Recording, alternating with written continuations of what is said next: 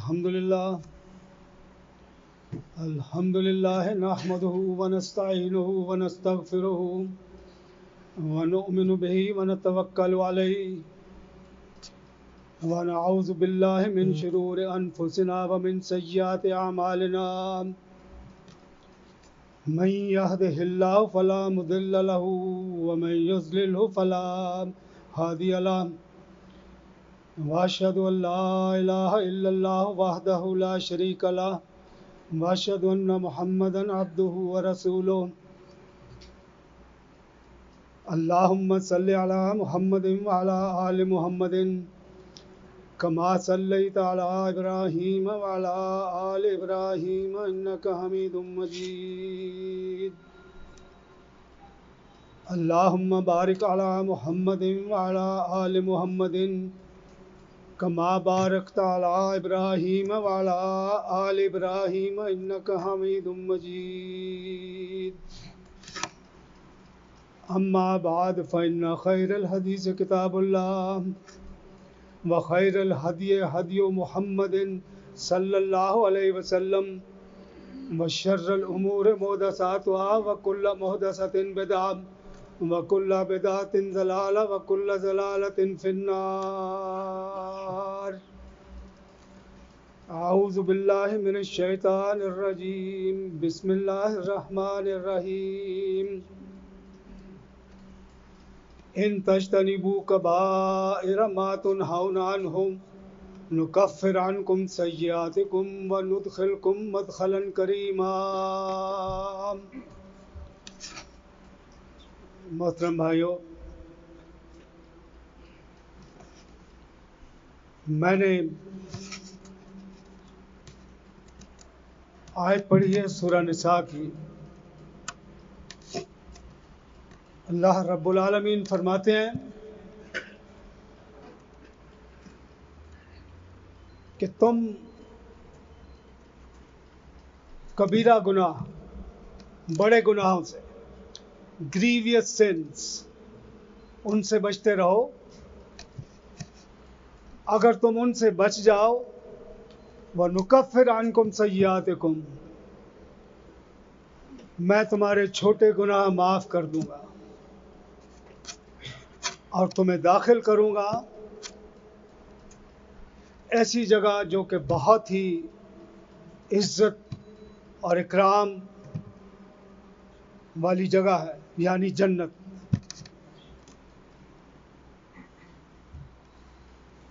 امام النبیین سید المرسلین رحمت للعالمین محمد رسول اللہ صلی اللہ علیہ وسلم سے ایک آدمی نے پوچھا کہ اے اللہ کے رسول، کون سے گناہ کبیرہ گناہ ہیں؟ بخاری کی حدیث. آپ فرماتے ہیں اللہ کے ساتھ کسی کو شریک کرنا،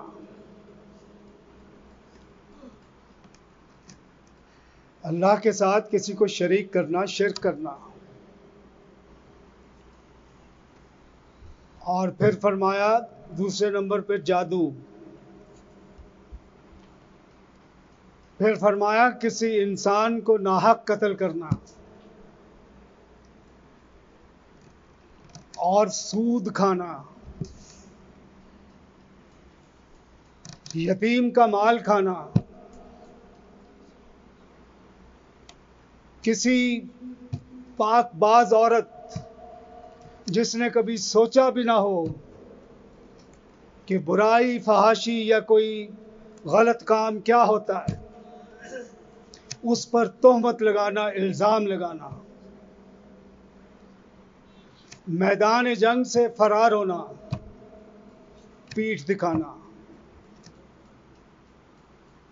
آپ صلی اللہ علیہ وسلم نے اس حدیث کے مطابق 7 گناہ بتائے جو کبیرہ گناہ ہیں.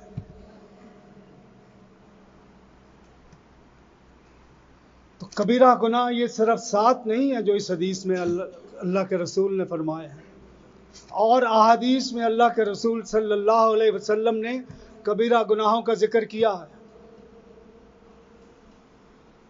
ایک دوسری حدیث بخاری کی جس میں کبیرہ گناہوں کا ذکر کرتے ہوئے اللہ کے رسول صلی اللہ علیہ وسلم نے فرمایا سب سے بڑا گناہ شرک ہے. عبادت میں کسی کو شریک کرے انسان جبکہ اللہ نے اسے پیدا کیا ہے. دوسرا گناہ اپنی اولاد کو قتل کرنا اس خوف سے کہ وہ تمہارے رزق میں شریک ہوگی. اور تیسرا گناہ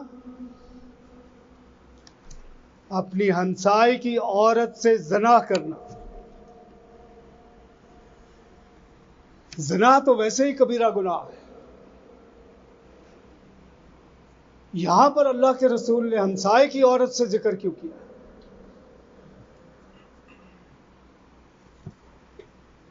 میں چند کبیرہ گناہوں کا ذکر کرنے کے بعد کوشش کرتا ہوں کہ میں احاطہ کر سکوں، لیکن یہ ممکن نہیں ہے کہ اس مختصر وقت میں سارے گناہوں کا احاطہ ہو سکے کہ کیا کیا کبیرہ گناہ ہیں جن سے ہم نے بچنا ہے. ہر حدیث میں اللہ کے رسول صلی اللہ علیہ وسلم فرماتے ہیں سب سے بڑا گناہ شرک ہے. نمبر 1 ان الشرک لظلم عظیم، سورہ لقمان اللہ کا فرمان. ان اللہ لا یغفر ان یشرک بہ ویغفر ما دون ذلک لمن یشاء، کہ اللہ شرک نہیں معاف کرے گا. اللہ فرماتے ہیں شرک نہیں معاف ہوگا اور سارے گناہ اللہ معاف کر دیں گے جو اللہ چاہیں. اس کے بعد جو میں نے پہلی حدیث پڑھی تھی جادو کا ذکر ہے. جادو ٹونا یہ کبیرہ گناہ ہے.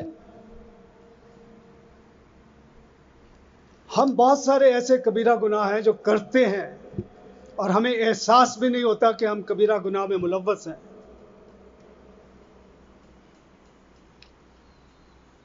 جادو کبیرہ گناہ ہے. کالا جادو یا جو آپ مختلف اشتہارات پڑھتے ہیں لوگ اس میں ملوث ہیں. یا ایھا الذین آمنوا انما الخمر والمیسر والانصاب والازلام رجس من عمل الشیطان فاجتنبوہ لعلکم تفلحون.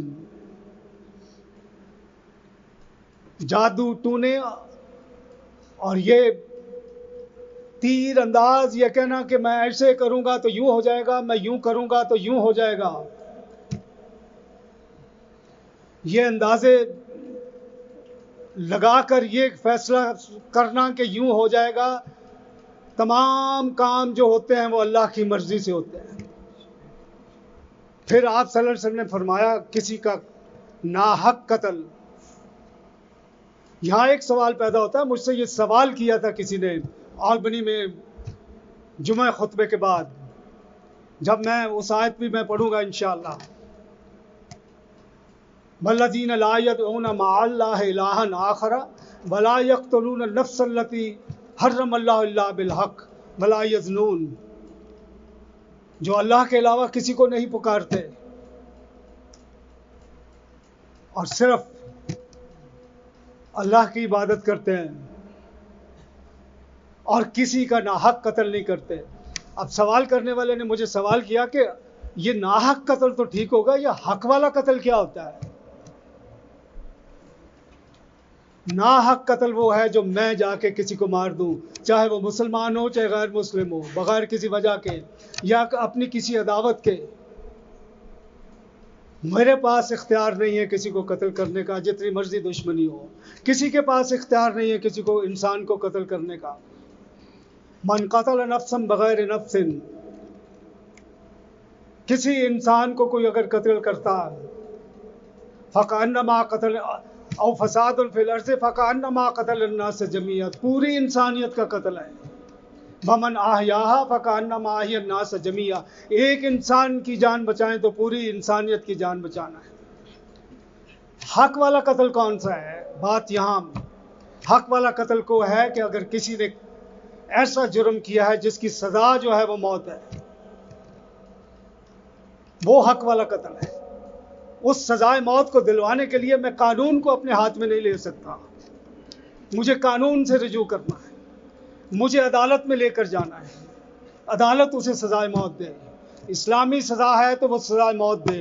اگر عدالت سزائے موت ہے اسلام میں، وہ سزائے موت نہیں دیتی، مجرم کو بری کرتی ہے، تو عدالت ذمہ دار ہے. میرے پاس پھر بھی اختیار نہیں ہے کہ میں بدلہ لے لوں جا کے. یہ حق والا قتل ہے جو قانون کے ذریعے ہم نے کسی کو سزا دلوانی ہے. اللہ کہہ رہے ہیں نا، وَلَا يَقْتُلُونَ النَّفْسَ الَّتِي حَرَّمَ اللَّهُ إِلَّا بِالْحَقِّ، وہ جو حق والا قتل. پھر کبیرہ گناہوں کا ذکر جب آپ نے کہا کہ زنا ہمسائے کی عورت سے، زنا تو ویسے بھی حرام ہے، ہمسائے کی عورت کے ساتھ اللہ کے رسول صلی اللہ علیہ وسلم نے کیوں خاص طور پہ ذکر؟ ہمسائے کے حقوق بہت زیادہ ہیں، اور ہمسائے کا تعلق اور رشتہ ایسا ہے کہ وہاں آپ کو گناہ کا موقع ملنا آسان ہوتا ہے. مجھے باہر کہیں موقع نہیں ملا، میں نے گناہ نہیں کیا اور میں نے اپنے آپ کو پارسا سمجھ بیٹھا، موقع ملتا تو میں کرتا. ہمسائے کے حقوق بہت زیادہ ہیں. وَاعْبُدُوا اللَّهَ وَلَا تُشْرِكُوا بِهِ شَيْئًا وَبِالْوَالِدَيْنِ إِحْسَانًا وَبِذِي الْقُرْبَىٰ وَالْيَتَامَىٰ وَالْمَسَاكِينِ وَالْجَارِ ذِي الْقُرْبَىٰ وَجَارِ الْجُنُبِ، قریبی ہمسایہ اور دور کے ہمسایہ. احسان کرو، نیکی کرو. رسول اللہ صلی اللہ علیہ وسلم کا فرمان ہے، وہ مسلمان نہیں جو رات کو پیٹ بھر کر سوتا ہے اور اس کا ہمسایہ بھوکا سوتا ہے. پھر اللہ کے رسول نے فرمایا کہ اتنی زیادہ مجھے تلقین کرتے تھے جبریل علیہ السلام ہمسائے کے حقوق کے بارے میں کہ مجھے خیال ہوا کہ شاید ہمسائے کو وراثت میں حقدار نہ بنا دیں اللہ تعالیٰ. اس لیے زیادہ بڑا جرم ہے. زنا عام بھی کبیرہ گناہ ہے، لیکن ہمسائے کے ساتھ ذکر کیا خاص طور پہ کہ تمہیں وہاں موقع ملتا ہے اور تم ہمسائے کے حقوق کی وائلیشن کرتے ہو، ہمسائے کے حقوق توڑتے ہو، ہمسائے کے حقوق غصب کرتے ہو. اس لیے اللہ کے رسول نے ذکر کیا. اولاد کو مارنا اس ڈر سے کہ تمہارے رزق میں، یہ بھی ایک بہت لمبی بحث ہے کہ فیملی پلاننگ یا یہ چیزیں کی جا سکتی ہیں.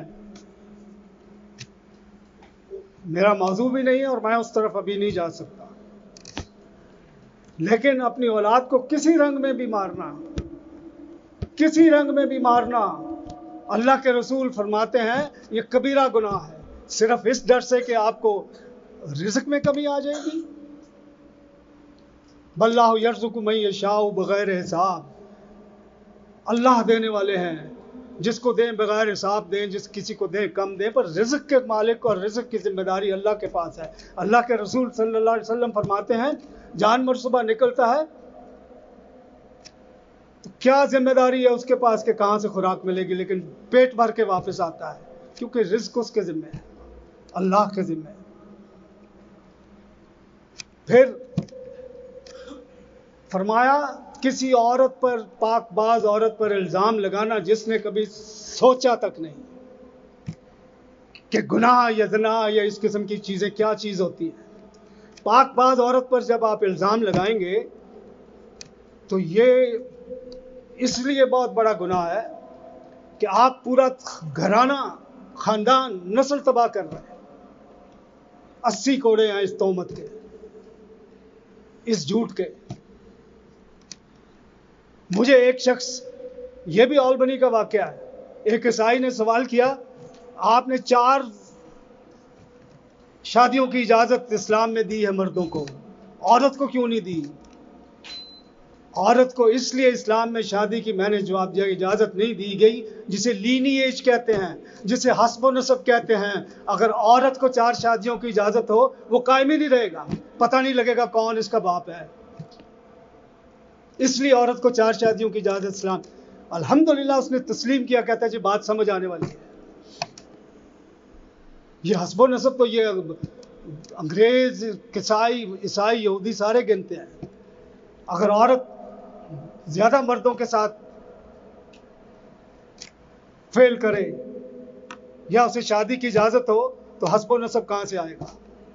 کیا پتہ کون کس کا بیٹا ہے.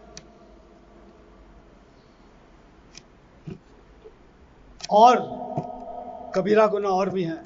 سود، پہلی والی حدیث میں نے سود کا ذکر اللہ کے رسول صلی اللہ علیہ وسلم نے 7 وہاں گنائی ہیں کبیرہ گناہ. الذین یاکلون الربا لا یقومون الا کما یقوم الذی یتخبطه الشیطان من المس ذلک بانہم قالوا انما البیع مثل الربا واحل اللہ البیع وحرم الربا فمن جاءه موعظۃ من ربہ فانتہى فلہ ما سلف وامرہ الی اللہ ومن عاد فاولئک اصحاب النار هم فیہا خالدون. جو سود کھاتے ہیں وہ قیامت والے دن ایسے اٹھائے جائیں گے جیسے شیطان نے چھو کر ان کو باولا کر دیا ہے، پاگل کر دیا ہے. اور یہ لوگ کہتے ہیں کہ یہ تو تجارت ہے، تجارت کی طرح ہے سود. میرے بہت سارے بہن بھائی جو یہاں امریکہ، پاکستان میں بھی یہاں امریکہ سے شاید زیادہ سود کھایا جا رہا ہے. امریکہ میں بھی کچھ مجبور ہیں، کچھ نے شروع کیا تو اس وقت نئی دین کی طرف رجحان تھا، اب وہ جان چھڑانا چاہتے ہیں، جان چھڑانی مشکل ہے. یہ کریڈٹ کارڈز اور یہ اور وہ سب، یہ سود کی انتہائی بدترین شکل ہے. اور جو میرے بھائی جان چھڑانا چاہتے ہیں جتنی جلدی چھڑا سکتے ہیں چھڑا لیں، اللہ سے توبہ کر لیں. بحرب من اللہ و رسول، اللہ اور رسول سے جنگ ہے سود کھانا. پھر اللہ کے رسول نے فرمایا یتیم کا مال کھانا. مال کھانا دھوکہ دہی سے تو کسی کا بھی حرام ہے اور کبیرہ گناہ ہے. یتیم کا مال کھانا کبیرہ گناہ کیوں؟ کہ وہ معصوم کی ذرائع اور کوئی نہیں، اس کا ذریعہ وہی تھا جو اس کا مال تھا، اور اس کے سر پر کوئی ہاتھ رکھنے والا نہیں ہے. آپ اس کا مال کھا جاتے ہیں، یہ کبیرہ گناہ ہے. دھوکہ دیتے ہیں، فراڈ کرتے ہیں. وَلَا تَأْكُلُوا أَمْوَالَكُمْ بَيْنَكُمْ بِالْبَاطِلِ وَتُدْلُوا بِهَا إِلَى الْحُكَّامِ لِتَأْكُلُوا فَرِيقًا مِّنْ أَمْوَالِ النَّاسِ بِالْإِثْمِ وَأَنْتُمْ تَعْلَمُونَ. مت کھاؤ لوگوں کا مال دھوکے سے، یا حکام کو غلط خبر دے کے فیصلے نہ لو اپنے حق میں دھوکہ دہی سے. حرام مال کھانا، وَلَا تَأْكُلُوا مِمَّا لَمْ يُذْكَرِ اسْمُ اللَّهِ عَلَيْهِ، مت کھاؤ وہ چیز جس پر اللہ کا نام نہیں لیا. حرام مال کھانا، دھوکہ دینا، بے حیائی. بے حیائی بھی کبیرہ گناہ ہے. نیوڈیٹی، ننگا پن. اللہ فرماتے ہیں سورہ اعراف میں یا بنی آدم قد انزلنا علیکم لباسا یواری سوآتکم وریشا یواری سوآتکم وریشا ولباس التقوی ذالک خیر ذالک من آیات اللہ لعلہم یذکرون. اے بنی آدم میں نے لباس اتارا، لباس اس لیے اتارا کہ تم اپنی شرمگاہوں کو، ایسے حصوں کو ڈھانپ سکو، اور میں نے تمہیں شرافت والا خوبصورت لباس دیا تاکہ تم خوبصورت بن سکو. اور تقوی کا لباس جو ہے وہی بہتر ہے. یہاں تو اس معاشرے میں ننگ پن تو ہے، اور ہم میں سے وہی بہتر ہے جو اپنے آپ کو بچا سکتا ہے، جو اپنی نظریں بچا سکتا ہے. مشکل کام ہے، شیطان غلبہ ڈالتا ہے، مشکل کام ہے، لیکن میرے دوستوں، میرے ساتھیوں، بچو.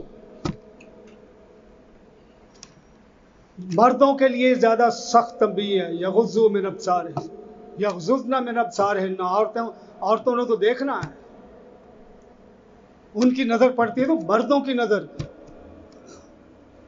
خیر، دین کے بارے میں، اللہ کے احکامات کے بارے میں مذاق نہیں کرنا چاہیے. لیکن یہ آپ نے سنی ہوگی بات کہ حضرت علی رضی اللہ تعالیٰ عنہ فرماتے ہیں کہ پہلی نگاہ معاف ہو جائے گی، دوسری نہیں ہونی. اور کسی نے کہا یہاں کو لطیفہ بنا لیا، جی ہم تو پہلی ہی ڈالتے ہیں، دوسری ڈالتے ہی نہیں. پہلی اٹھائیں گے تو دوسری ڈالیں گے نا. تو میرا کہنے کا مطلب یہ ہے کہ بچ جائیں ہم ان چیزوں سے. میں شامل ہوں جو باتیں میں کر رہا ہوں. آپ صرف انسان غلطیوں کا پتلا ہے. یہ کمزوریاں ان لوگوں سے نہیں ہو جن سے میں مخاطب ہوں، میں بھی شامل ہوں ان میں. اگر خطیب کوئی بات کرتا ہے تو وہ ذمہ دار ہے، کیونکہ وہ اللہ اور رسول کے فرمان کی یہاں ممبر پر کھڑے ہو کے بات کرتا ہے، اسی طرح ہی وہ ذمہ دار ہے۔ بے حیائی، اللہ کے رسول صلی اللہ علیہ وسلم فرماتے ہیں حیا نصف ایمان ہے، نصف ایمان ہے، اور بے حیائی دوزخ میں ہے، جہنم میں جانے والی ہے۔ اور اب تو ننگ پن ہمارے پاکستان میں اور مسلمان ملکوں میں بھی روز بروز بڑھتا جا رہا ہے۔ آپ میں سے بہت سے حضرات جانتے ہیں کہ ہمارے پاکستان میں لبرل طبقہ بڑھ رہا ہے، ماں باپ کے ساتھ اولاد بیٹھ کے شرابیں پیتی اور سگریٹ پیتی اور نشے کرتی ہے، دین سے دوری کا نتیجہ۔ اور میرے دوستو، شرک کے بعد جو میں نے پہلا بات ہے، شرک کا بہت ذکر ہے، نہیں معاف ہوگا، لیکن ایک صورت ہے، اگر انسان توبہ کر لے تو اللہ شرک بھی معاف کر دیں گے اپنی زندگی میں، موت سے پہلے۔ اور اگر توبہ نہ کر پایا، نہیں، اس کے بعد کون سا گناہ ہے جو معاف نہیں ہوگا، یا جو بہت کبیرہ گناہ ہے، نماز نہ پڑھنا۔ کل میں سوشل میڈیا پر دیکھ رہا تھا، کوئی غالباً انگلینڈ میں عالم انگریزی میں تقریر کر رہے ہیں، اور وہ فرماتے ہیں کہ وہ شخص جو نماز پڑھتا ہے اور وہ زنا کرتا ہے، شراب پیتا ہے، جوا کھیلتا ہے، وہ اس سے بہتر ہے جو نماز نہیں پڑھتا لیکن شراب نہیں پیتا، جوا نہیں کھیلتا اور سارے دوسرے گناہ نہیں کرتا۔ میں نہیں سمجھتا علماء اس سلسلے میں کیا کہیں گے، لیکن میں نے کہا تھا انا للہ و انا الیہ راجعون، ان الصلاۃ تنہی عن الفحشاء والمنکر۔ جو اس شخص کی نماز کیا ہو جس کو اس نے گناہ سے نہیں روکا، اس کا مطلب ہے نہ اس نے صحیح نماز پڑھی ہے، نہ اس کی نماز قبول ہوئی ہے۔ جس کی نماز قبول ہو جائے وہ گناہ سے اللہ کی رحمت سے باز آ جاتا ہے۔ یہ دوسری بڑا گناہ ہے، نماز نہ پڑھنا۔ کسی نے کہا، وہ حدیث حوالہ بنا کے کہ من قال لا الہ الا اللہ دخل الجنہ، جس نے لا الہ الا اللہ پڑھ لیا وہ جنت میں چلا جائے گا۔ رسول اللہ صلی اللہ علیہ وسلم فرماتے ہیں کفر اور اسلام میں فرق ہی نماز کا ہے۔ اور اللہ کیا فرماتے ہیں، فلا صدق ولا صلی، یہ جو لا الہ الا اللہ محمد رسول اللہ پڑھا ہے یہ سچ نہیں بولا اس نے، کیونکہ اس نے نماز نہیں پڑھی، یہ جھوٹ کلمہ بول رہا اس نے۔ فلا صدق ولا صلی، نہ سچ بولا نہ نماز پڑھی۔ یہ غلط فہمی میں لوگ ڈالتے ہیں کہ جی بس جو لا الہ الا اللہ جس نے کہا وہ چلا جائے گا جنت میں، جس نے نماز نہیں پڑھی فارغ۔ اول ما یحاسب بہ العبد یوم القیامت الصلاۃ فان صلحت صلح سائر عملہ وان فسدت فسد سائر عملہ۔ سب سے پہلے قیامت والے دن اگر سوال ہوگا تو نماز کا سوال ہوگا، اور اگر نماز ٹھیک ہوئی تو باقی چیزیں بھی ٹھیک ہو جائیں گی یا ٹھیک کر دی جائیں گی۔ اگر نماز غلط ہوئی تو سب کچھ غلط ہو گیا، کچھ بھی ٹھیک نہیں ہوگا۔ لیکن یاد رکھنا میرے دوستو، صلو کما رأیتمونی اصلی، نماز ویسے پڑھو جیسے تم مجھے پڑھتے ہوئے دیکھتے ہو۔ یہ کس کا فرمان ہے؟ محمد رسول اللہ صلی اللہ علیہ وسلم کا۔ نماز ویسے پڑھو جیسے تم مجھے نماز پڑھتے دیکھتے ہو۔ کتنے لوگ ہیں مختلف طریقے سے نماز پڑھتے ہیں؟ کیا رسول اللہ صلی اللہ علیہ وسلم نے اتنے سارے طریقوں سے نماز پڑھی ہے؟ نہیں، آپ صلی اللہ علیہ وسلم نے ایک طریقے سے نماز پڑھی ہے۔ میں کچھ نہیں کہتا، آپ حضرات پڑھے لکھے ہیں، آپ حضرات سمجھدار ہیں، احادیث میں دیکھیں رسول اللہ صلی اللہ علیہ وسلم کا نماز کا طریقہ کیا ہے۔ اگر آپ کی نماز امام الانبیاء رحمت للعالمین محمد رسول اللہ صلی اللہ علیہ وسلم کے طریقے اور اس طرح نہیں پڑھی ہوئی جس طرح آپ نے پڑھی ہے، آپ کی نماز قبول نہیں ہے۔ کیا یہ بات میں اپنے پاس سے کہہ رہا ہوں؟ کیا یہ بات میں غلط کہہ رہا ہوں؟ کیا میں یہ کہہ رہا ہوں کہ آپ مجھے فالو کریں، میری بات سنیں، میرا عقیدہ جو ہے وہ آپ سب عقیدوں سے بڑا، میں یہ کہہ رہا ہوں؟ اور میں تو کہہ رہا ہوں کہ اللہ کے رسول صلی اللہ علیہ وسلم کی بات مانیں، احادیث میں دیکھیں کہ آپ نے نماز کیسے پڑھی ہے۔ یہ بات بھی سمجھ میں نہیں آتی کہ رسول اللہ صلی اللہ علیہ وسلم کا نام لے رہا ہوں، ان کو تو فالو کرو۔ ہم شافعی ہیں، حنبلی ہیں، مالکی ہیں، حنفی ہیں، محمدی نہیں۔ ابو بکر صدیق رضی اللہ تعالیٰ عنہ کیا تھے؟ حنفی تھے، حنبلی تھے، انبیاء کے بعد پہلا مقام۔ پھر عمر رضی اللہ تعالیٰ عنہ۔ میرے دوستوں، میں دل سے یہ بات کرنے کی کوشش کر رہا ہوں، اگر کوئی بات ایسی ہے جسے آپ سمجھتے ہیں کہ میں نے غلط کی ہے، آپ حضرات کو پورا اختیار دیتا ہوں کہ آپ میری تصحیح فرمائیں، مجھے بتائیں کہ عارف روپڑی صاحب یہ بات آپ کی قرآن اور حدیث کے خلاف ہے۔ آپ مجھ پر احسان کریں گے، آپ میرے ساتھ نیکی کریں گے اگر آپ مجھے بتائیں گے کہ کوئی بات میری جو ہے وہ قرآن اور حدیث کے خلاف ہے، اللہ کے رسول کے فرمان کے خلاف ہے۔ جھوٹ کبیرہ گناہ ہے، جھوٹ کبیرہ گناہ ہے۔ اللہ کے رسول صلی اللہ علیہ وسلم نے فرمایا میرے 2 چیزیں رہ گئی ہیں، ٹائم بالکل نہیں ہے، گو کہ تمام کبائر کا احاطہ نہیں ہو سکتا ایک جمعے میں صرف بتا دیتا ہوں، کبھی زندگی رہی آیا تو بات کروں گا۔ جھوٹ، شراب، زنا، غیبت، بے حیائی، غصہ ہر قسم کا کبیرہ گناہ نہیں ہے، لیکن غصہ ایک ایسی چیز ہے جو کبیرہ گناہ کی طرف لے جاتا ہے۔ آپ غصے میں آ کے کسی کا قتل کر دیں تو یہ والا غصہ تو کبیرہ گناہ میں آ گیا۔ اسی غصے کے بارے میں بہت ساری اللہ کے رسول صلی اللہ علیہ وسلم نے حدیث فرمائی ہے۔ بہرحال میں اس کو یہاں ختم کرتا ہوں۔ اے اللہ، ہم آپ سے دعا کرتے ہیں، ہم گناہ گار ہیں، ہم کمزور انسان ہیں، ہم میں غلطیاں ہیں۔ اے اللہ، تو ہمارے گناہوں کو معاف فرما دے۔ اے اللہ، آپ ہمیں توفیق دیں کہ ہم صرف اور صرف آپ کی اور آپ کے پیارے نبی محمد رسول اللہ صلی اللہ علیہ وسلم کی اطاعت کریں۔ جن چیزوں سے اللہ آپ نے اور آپ کے پیغمبر صلی اللہ علیہ وسلم نے منع فرمایا ہے، اللہ ہمیں توفیق دے کہ ہم وہ چھوڑ دیں۔ اے اللہ، اور جن چیزوں کی اجازت دی ہے اللہ ہمیں توفیق دے کہ ہم صرف وہ کریں۔ میرے بھائیوں، اگر ہم رہنما اپنا صرف اور صرف محمد رسول اللہ صلی اللہ علیہ وسلم کو بنائیں گے تو کبھی بھی گمراہ نہیں ہوں گے۔ وآخر دعوانا الحمدللہ رب العالمین۔